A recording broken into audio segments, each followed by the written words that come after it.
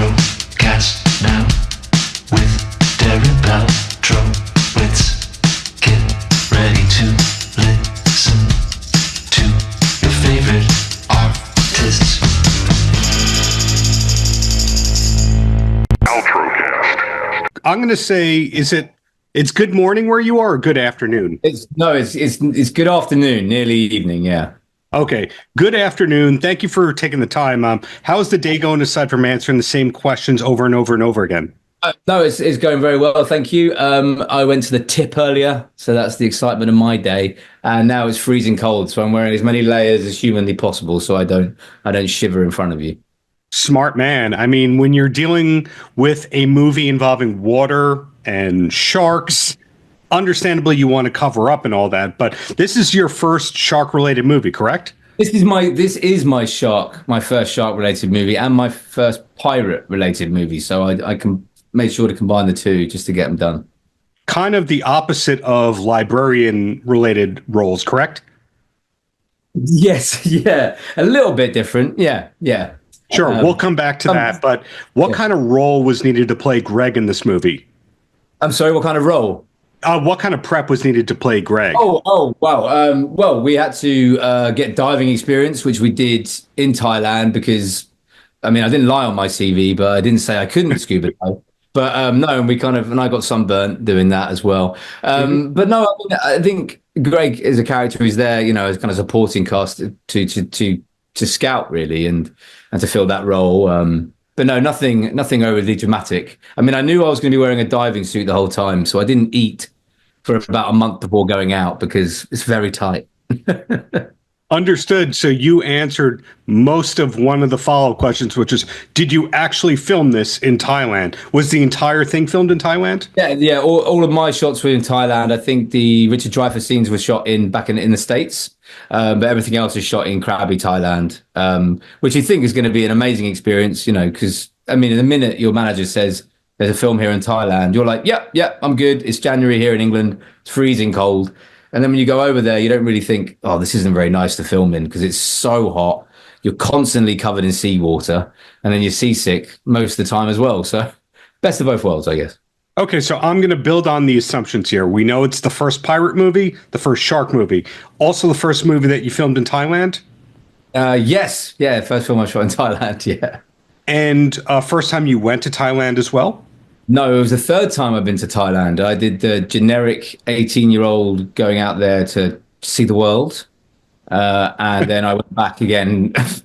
For a wedding. I went back for a wedding. So it was my third time lucky. Wow. Okay. So you mentioned the diving training. Does that mean the scuba training? Is that one and the same? Yeah, one and the same. Yeah, so we all got trained in a swimming pool. Then we did training in the ocean as well. And then it was, all right, you ready? Go do it. Wow. Okay. So that legitimately now goes on your acting CV. Because I remember back in the day, the CVs, you had to show the photo of yourself juggling, that you could do magic, that you have a clean driver's license. I mean, what else is on your CV at this point? I mean, most of it are outlandish lies, but I just think, give it a go. Trust me, see if I can do it. But the standard things, horse riding, pretending to play instruments, all that stuff. Martial arts? Oh, yeah, sure. Hey, you never know who's a secret triple threat or quadruple threat at this point. I pegged you because you do have writing credits. You are creative beyond improvising and or reading scripts. I thought there's a chance that there was martial arts and speaking 5 languages with you. Yeah, I'm a polymath and I'm a black belt as well. No, I'm afraid not. But the thing with me, I'm not very good at anything really, but I can pretend to be good at most things. So you mean you're an actor? I am inherently useless. Yes, but I'm pretty useless as a person in every other sense of respect. So not my words, your words. Well, as I called out earlier, I mean, a lot of people are buzzing about the Librarians reboot, remake, spin-off, whatever we're supposed to call it, that you're part of. How long did you have to keep that a secret? And the reason I ask is because that's really a cult-oriented, Comic-Con-oriented property. Yeah, no, it is. And I mean, I auditioned for that show this time last year. So then we started shooting about 3 weeks later. So I didn't have to keep it under wraps too long. And then they did release details about us I think around March, maybe. So not too long. I mean, I pretty much told everyone who wanted to know or didn't know. I just told random people on the tube. By the way. But no, yeah. But that job has been amazing. So I'm very looking forward to everyone seeing that. It's very different from this film. It's also different in that how far along it seems to be. A lot of shows just get that pilot and then the people have to wait for the pickup, or they just shoot 5. And according to IMDb, more than 10 episodes in production already. Oh no! So we wrapped 12 episodes for series 1, and then with TNT, who bought the show off of CW. So it was CW originally. TNT had a look, and they loved it. So they said, we want it, and we'll order series 2 straight away. So they've only seen the pilot, and we're already going back in a couple of weeks. So we're going back to film 12 more episodes for series 2. Wow! So you're kind of in the hurry up and wait phase of your career. Yeah, yes, you could say that. But I've been waiting an awful long time, darling. But I'm happy it's going. So that's great. So in having a film like Into the Deep, having a series and all that, you're not pigeonholed to a genre, you're not pigeonholed to a media, etc., which I assume is kind of where you wanted to be all along. Yeah, no, I think the joy of acting is that escapism, and I don't think there should be any kind of roles that are off, that I can't do. Not in an arrogant way. I don't think we can limit ourselves to saying that I can only do this or that. I think the best things come. I mean, there's a great David Bowie quote which I'm going to steal, and it's water related, so that helps. If you're not swimming out to the ocean and your feet are barely touching the water at the bottom, then you're in a pretty good place for creativity to happen. I think we put ourselves in more and more situations where we're uncomfortable, the better work we can do, and I'm a bit of a lady of the night that if you pay me, I'll do most things. So it's absolutely fine. You mentioned Bowie. Usually I have to prompt for the music stuff. It's not usually the talent mentions the music stuff. So you're a big music person in general? I mean, I no, probably not as much as I should be. I mean, if I have got these kind of outlandishly big headphones, but most of the time I'm listening to historical podcasts. So the beating head is complete lies. Wow. Okay. And then what kind of podcast? I'm curious about you besides Into the Deep, besides Librarians, etc. Because usually with actors, all we're allowed to know is what role they're in, what prep they did, where they filmed it, and that's it. But curious about you, the human being. What's the main passion away from acting? I'm a big, huge history nerd, especially kind of medieval history and kind of the idea of chivalry and when knights did competitions and things like that. I was born in the wrong time, darling, but I think I'd be a peasant if I was back then. But no, I really enjoy documentary making and filming and stuff like that, and I really enjoy writing as well. So there's a couple of plays that I've written and we're lucky enough to put on. So I don't know. I don't know. I kind of chase my empathy and my interests wherever they lie. Really, I don't really know. Empathy, chivalry, a lot of concepts coming out of you that are literature oriented. So yes. When you say I am a classical actor, darling. There you go. And are we allowed to know what's coming up besides Librarians, or is that just all we can know until the embargoes lift? Yes, and I don't know. I'm sure it's fine. I'm in the second series for Marie Antoinette. And Canal Plus. So that should be coming out in the next couple of months, I hope, where I have an outlandish, lovely wig. Not sure if it's human hair or horse, probably human. And I get to wear a lovely frilly thing.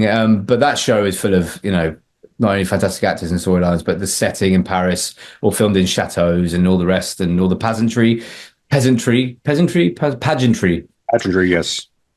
Something like that. So that's coming out soon. And then, that's what's on the horizon, again, apart from the Librarian series 2. So quite busy. So thankfully. So hearing that's filming in France, this movie Into the Deep was filmed in Thailand. I think you also have to add to your CV clean passport. Yes. For now, as long as I don't ruin it. Yeah. So Marie Antoinette was in Paris. We filmed the Librarians in Serbia. And then Into the Deep was Thailand. So next step, I really like to shoot in the States. I think I really enjoy that. That's my next wish. Well, that's one of my last two questions here. Where haven't you filmed yet that you're still hoping that somebody will pay you to go to rather than using your own funds and savings to go there? Yeah, well, I mean, let's think about how far I can go. Maybe Australia would be good. I mean, that's pretty far, pretty expensive. But no, I mean, I've filmed most of my work. I've actually filmed abroad. I've only filmed a couple of projects here in my home country. So no, yeah, and I think there's something wonderful about that adventure and that inhibition you leave behind, and I don't know, there's something wonderful about traveling for work and how lucky you are to do so. So there you go. And the last question, what's the last concert that you went to for fun? Oh God, what was the last concert? I went to a Christmas service to hear carols in South Kensington, and that was absolutely banging. I mean, it wasn't much of headbanging or anything like that, but it was great. Well, with your last name, to rudely interrupt you, how many times do you have to hear "Fairy Tale of New York"? Yes, in the holiday season. But that's my favorite song. If you listen to Christy Moore's cover of that song, it is absolutely beautiful. But I mean, I am that idiot with the guitar in the corner at a party no one wanted to be there. So that was being played to my family numerous times, and they loved it, obviously. Well, love is all around. Well, thank you for your time. Congrats on Eating the Deep. Looking forward to the future projects, and keep up all the greatness out there. Thank you so much. Have a lovely day. Paltrocast. Well, Joe, Captain Niko, pleasure to be speaking with you both. Captain Niko, we'll throw it to you first. Two-parter. Sure. How are you today, and how does it feel to be doing interviews, talking about yourself and promoting the show? I'm doing really well today. The anticipation for the premiere of the show is high. It's definitely a surreal experience, having been a commercial fisherman my entire life, and now this is kind of be broadcast for the world to see what we do. This actually, this isn't my first time in front of a camera. I'm a professional strongman. And that's broadcasts around the world, and I've also done work with Discovery before for Shark Week shows. So while this is definitely like 10 times what I've ever done before in the past, I do have some experience doing this kind of thing. So I'm definitely not shy in front of a camera. Right. We're going to come back to your IPL championship in a little bit, but Joe. Throwing it over to you, same questions there. How are you, and how does it feel to be talking about yourself today? I'm doing great today. There we go. The camera held up for a minute. I'm doing good. It's what we do in the Northeast here with the bluefin fishery is pretty cool. It's different than any other fishery. We're using electric harpoons. We're in the front of the boat. We're extended 20 feet out all over the water.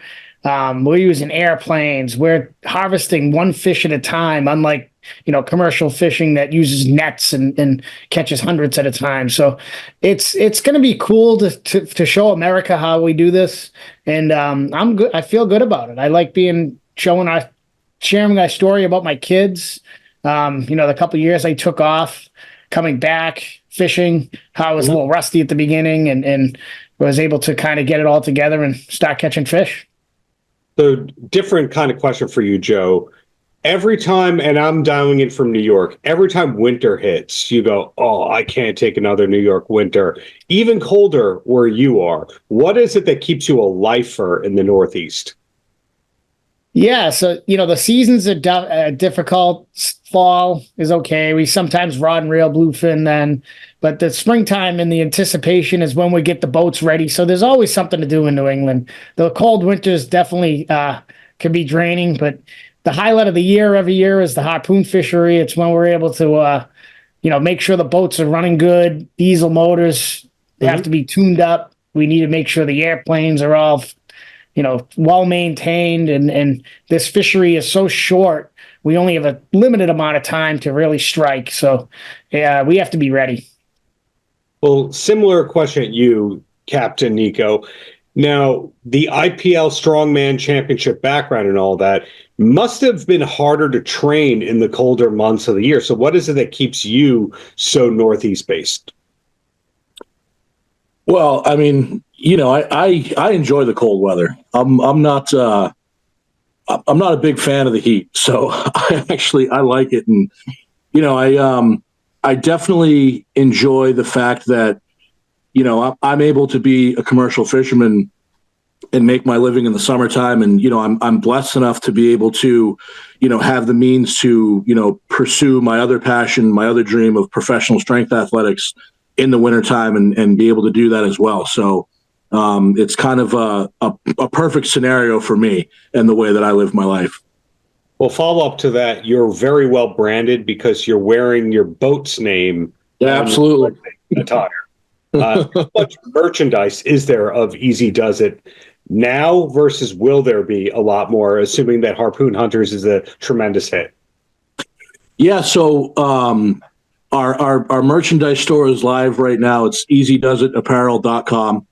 And you can get, you know, sweatshirts, hats, T-shirts, all kinds of stuff like that. And yeah, I've always been very big into branding and marketing and whatnot. And I just wanted to, you know, take advantage of this opportunity and, you know, basically spread the legacy and the legend of the boat, because when it comes to individual boats, as far as the reputation in the harpoon fishery, you know, the Easy Does It, it's one of the top boats and always has been for the past 40 years. So I just kind of want to keep that legacy going and, you know, follow in my father's footsteps and keep the tradition going for my family.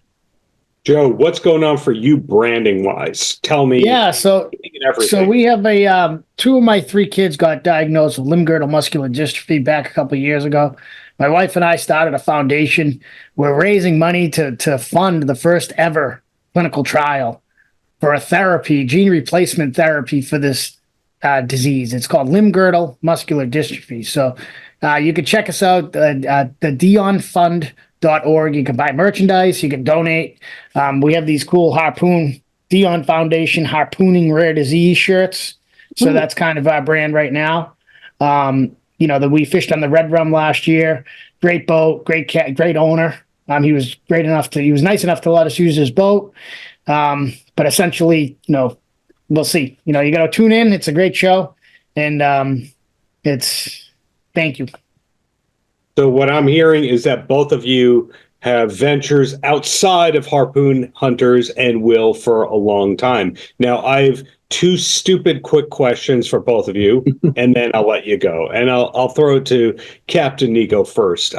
First one, have you ever been on a cruise, and did you enjoy it?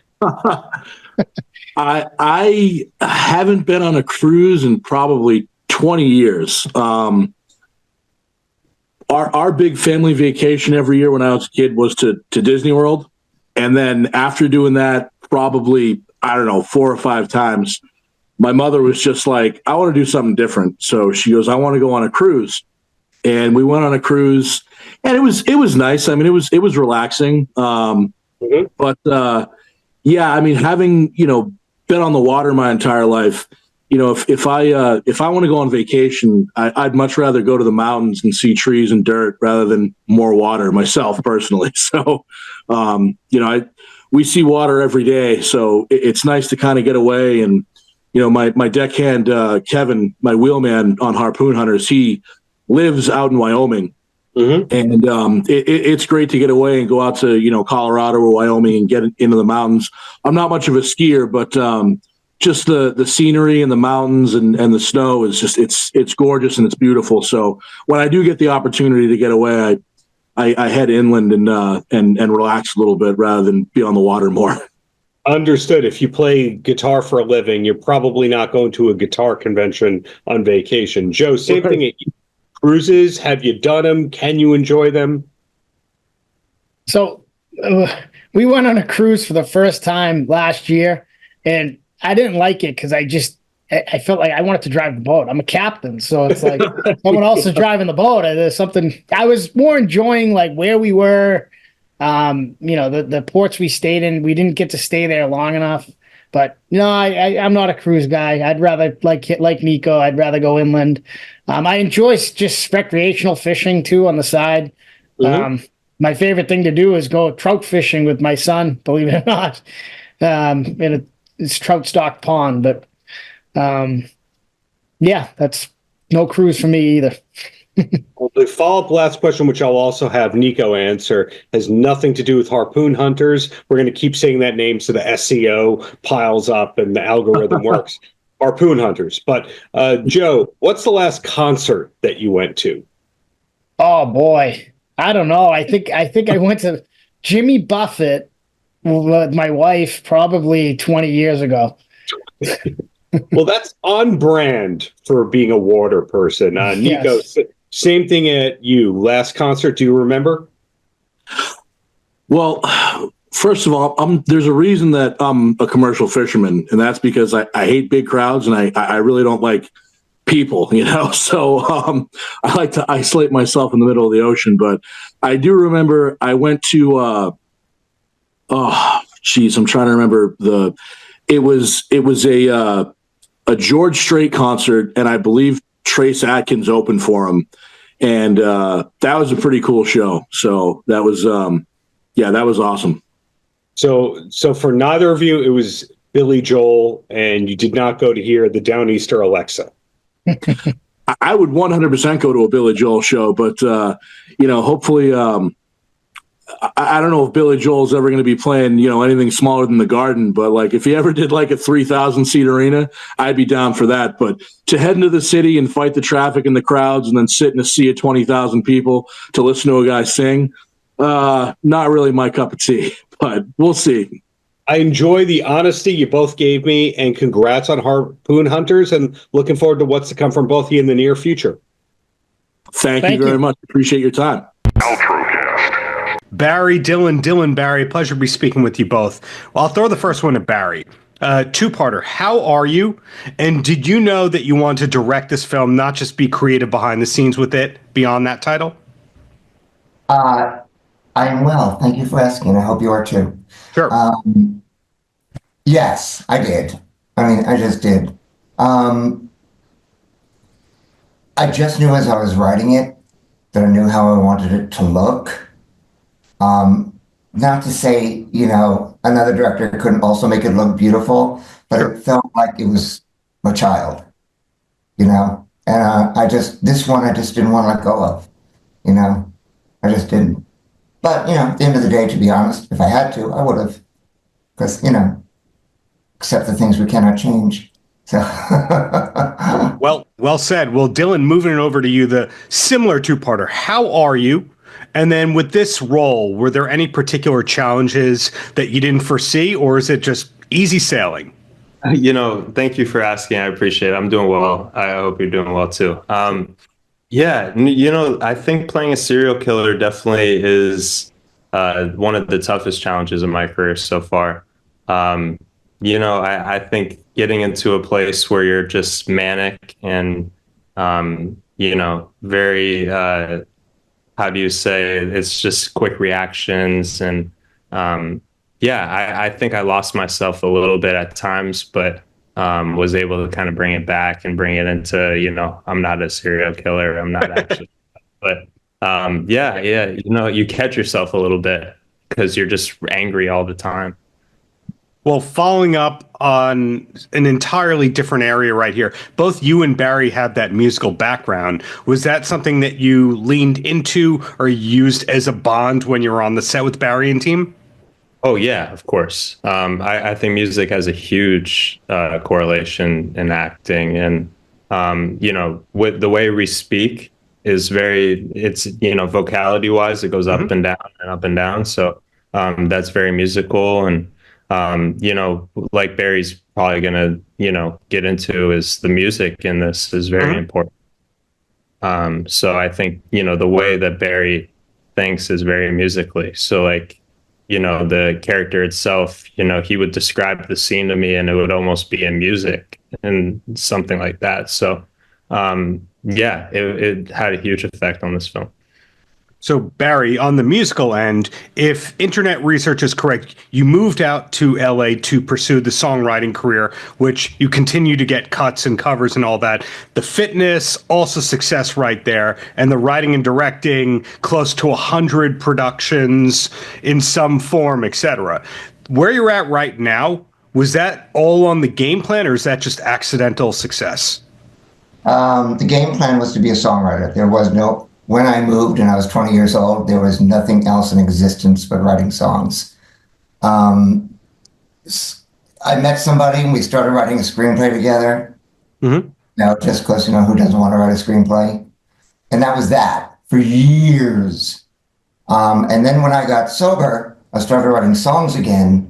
And I realized that demos were a lot of money to make, like as much as I wanted to make them. Mm-hmm. I thought to myself, why don't I go back to screenwriting? I love horror movies. And I can write as much as I want because God, I'm a dancer dances. I just, I have to write. So I started writing and I got, that 10,000 hour thing. I would not let anybody read my first 3 scripts or maybe my first 10. Wow. Okay. But the music ended up, it ended up working out, I would say. I'm very, very, very happy with this box that's been checked.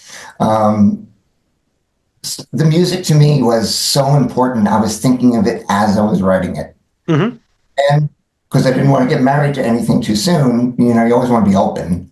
When I was watching the performances, like what Dylan and Ariel gave me in a scene would help me choose what song that is. But the song has to fit the scene. Sometimes you need a modern radio song, sometimes you need that indie kind of alternative soft rock thing, and then at the club, I went to Poe the Passenger and they gave me some, rock club music that fits perfectly, and Frat Mouse, I want to give a shout out to Frat Mouse. They gave me a lot of indie soft rock songs that really underline the scene, and that's what it's about. Because I'm a big believer in the music and the scene have got to fit. Because the audience will know something's wrong, even if they don't know what it is, they'll know something's off. Mm-hmm. Well, back to you, Dylan. Like father, like son, you told me not the easiest film to make, but seem very pleased with the end result to it. Now, it's a new movie to us. To you, it's something you presumably did, 2 years ago? Year and a half? Oh, man, about a year and a half ago, yeah. Okay. Are we allowed to know what's next for you or from you, or are you just under a bunch of embargoes and keep checking your Instagram? Yeah, so I'm actually in movement right now with what I'm doing. So I can't really say too much what's going on until it's announced. But I'm filming a movie in March and April. So I'm excited for those two. And they're different from what I've ever done. So really excited about that. And then I'm working on my first full project that I'm producing out as well this year.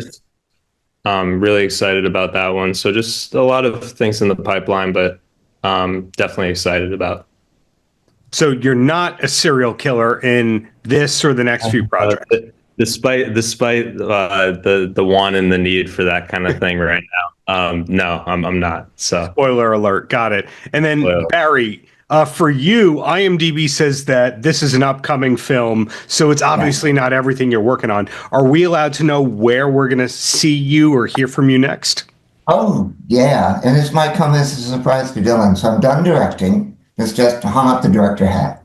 And, I went back to that writing thing. I love writing. Mm-hmm. So I just recently wrote a handful of scripts, got a couple of pitch decks done. And I'm working on sending those around. All right, I'm not working that hard on sending those around because I've fully circled back to songwriting. And I have been producing demos and songs left and right. And I put them up on SoundCloud and Spotify for the first time. And the results have been really, really nice to see.